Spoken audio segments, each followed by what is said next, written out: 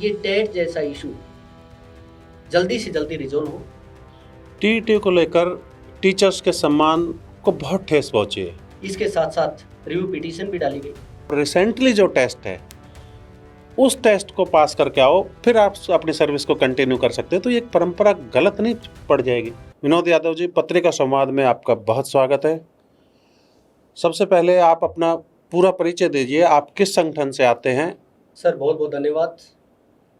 मैं विनोद यादव, अध्यक्ष all India NPS employ federation, साथ साथ मैं एक शिक्षक हूँ। टीईटी सुप्रीम कोर्ट का जजमेंट है, उसको भी आप सरकार से मांग रहे हैं क्योंकि जजमेंट सुप्रीम कोर्ट का है। तो ये तो आप सुप्रीम कोर्ट में केस लड़के ही लिया जा सकता है। सरकार इसमें क्या कोई मदद कर सकती है आपकी? क्योंकि कानूनी प्रक्रिया शुरू हो चुकी है, तो सरकार के हाथ में कुछ ना रहा नहीं, जहाँ तक मैं समझता हूँ। तो फिर आप सरकार से किस तरह की मांग कर रहे हैं टीईटी को लेकर? नहीं, माननीय सुप्रीम कोर्ट का निर्णय है, नो डाउट, इसमें कोई शक नहीं है। आपने देखा होगा पूरे राज्य में आवाज़ उठाई जा रही है कर्मचारियों की, शिक्षकों की, क्योंकि जब खेल शुरू हो जाता है उसके बाद में रूल नहीं बदले जाते। वो शिक्षक जिन्होंने ज्वाइन किया अब ये कहते हैं कि जिनकी रिटायरमेंट के 5 साल हैं उनको ज़रूरत नहीं, बाकी ज़रूरत है। इससे ये अंदाज़ा लगाइए जो 52-53 ईयर्स का है, जिस समय वो टीचिंग लाइन में आया था, उसने सारी एकेडमिक भी लगा लीजिए, प्रोफेशनल क्वालिफिकेशन, सब चीज़ें वो पूरी करके आया था। आज वो compete करे, कहीं ना कहीं शिक्षक और छात्रों के बीच में जो मैसेज पास होगा वो कहीं ना कहीं ये मैसेज लगेगा कि शिक्षक पूरी तरह से निपुण नहीं है। निश्चित रूप से निपुण भी है, कैपेबल भी है, और एक्सपीरियंस्ड होकर के वो इतना निपुण है कि बच्चों को पूरी आराम से वो शिक्षा दे रहा है। रही बात देश भर में जो जिस तरह से आवाज़ उठाई जा रही है, आपने देखा होगा माननीय सीएम योगी जी ने एक ट्वीट भी किया, सुप्रीम कोर्ट से निवेदन भी किया उन्होंने, ताकि इसके ऊपर पुनर्विचार किया जाए। हमने भी लेटर के माध्यम से हमारी जो दिल्ली की सीएम है रेखा गुप्ता जी, उनके संज्ञान में भी डाला। अलग अलग राज्यों में टीमें इस तरह से काम कर रही है। इसके साथ साथ रिव्यू पिटीशन भी डाली गई, और इसको लेकर के रिव्यू पिटीशन भी सुप्रीम कोर्ट से भी, सरकार से भी, जो भी माध्यम हो सकते हैं इसके लिए वो पूरा प्रयास करेंगे कि ये टेट जैसा इशू जल्दी से जल्दी रिजोल्व हो। और आपके माध्यम से मैं शिक्षक साथियों से भी आह्वान करूंगा, किसी भी तरह की घबराने की ज़रूरत नहीं है। आप धैर्य रखिए, आप निपुण हैं, आप योग्य हैं, इसका किसी को सबूत देने की ज़रूरत नहीं है। तो थोड़ा धैर्य के साथ परीक्षा दें, क्योंकि इस तरह के एक केस आया था जिसको हम नेगेटिव सोच ही मानेंगे, जो सुसाइडल केस था। इस तरह के कदम ठीक नहीं है। मनोबल ऊंचा रखो।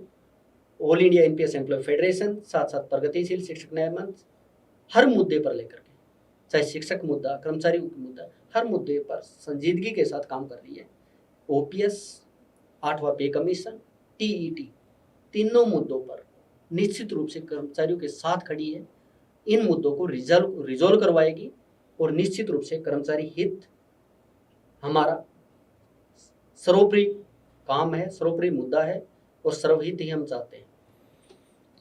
टीईटी को लेकर टीचर्स के सम्मान को बहुत ठेस पहुंची है, क्योंकि सोशल मीडिया के द्वारा, न्यूज़पेपर के द्वारा, टीवी के माध्यम के द्वारा टीईटी की बहुत बात चलती है, और कुछ ना कुछ लोग ऐसे कहने वाले मिल जाते हैं। अक्सर मैंने सुना है कि टीचर्स को टेस्ट देने में आपत्ति क्या है, वो तो पढ़े लिखे हैं, अपने आप को पढ़ा लिखा कहते हैं, इसलिए तो बच्चों को पढ़ा रहे हैं। इस तरह की कुछ इलॉजिकल बातें भी चर्चाओं में चल रही है, और वो लोग बहकाए में आ जाते हैं जिनको नॉलेज कम है, जिनको पता नहीं है। तो इस तरह से उन लोगों के जेहान में टीचर का सम्मान कम होता नजर आ रहा है। तो इस सम्मान को भी कैसे वापस लाएंगे यदि टीईटी छूट जाता है, लेकिन उन लोगों के जेहान में ये बच्चों का कि ये टीचर टेस्ट को पास नहीं कर सकते? सर, मैं आपके माध्यम से जिन लोगों के बारे में आपने चर्चा की, आपके माध्यम से मैं बात पहुंचाना चाहता हूँ। जिस समय सिलेक्शन होता है, एकेडमिक, प्रोफेशनल, सारी क्वालिफिकेशन पूरी करके ज्वाइन करता है। आपने सुना भी होगा समय समय पर डिपार्टमेंटल वर्कशॉप, सेमिनार, जो भी टीचर को लेटेस्ट अपडेशन किया जा सकता है वो सारे कार्य किए जाते हैं।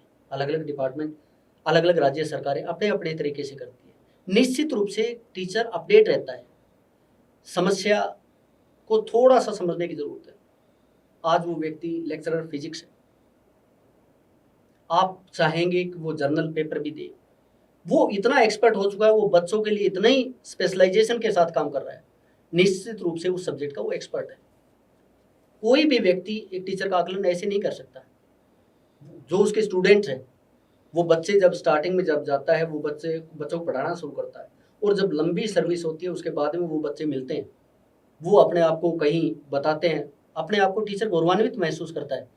वो स्टूडेंट बताता है आज मैं ये लग गया, आज मैं इस जगह पर काम कर रहा हूँ।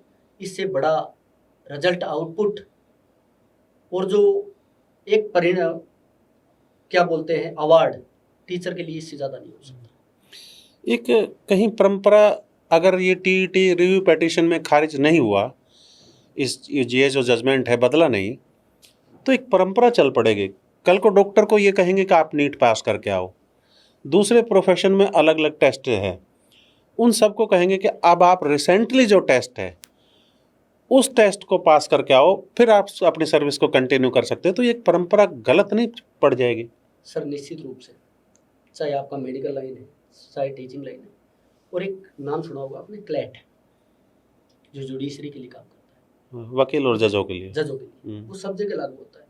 हम किसने क्या कहा, हम किसी के ऊपर लांछन लगाना, आरोप प्रत्यारोप करना नहीं चाहते। हम ये चाहते हैं कि ऐसी परिपाटी ना बने जिससे किसी भी कम्युनिटी को, समाज में ये मैसेज पास हो कि ये कैपेबल नहीं है। चाहे आप मेडिकल लाइन हो, चाहे टीचिंग लाइन हो, चाहे जुडिशरी सिस्टम, सब एक मजबूत स्तंभ है जो समाज का विकास करते हैं, और समाज जिसके लिए सर्वोपरि है।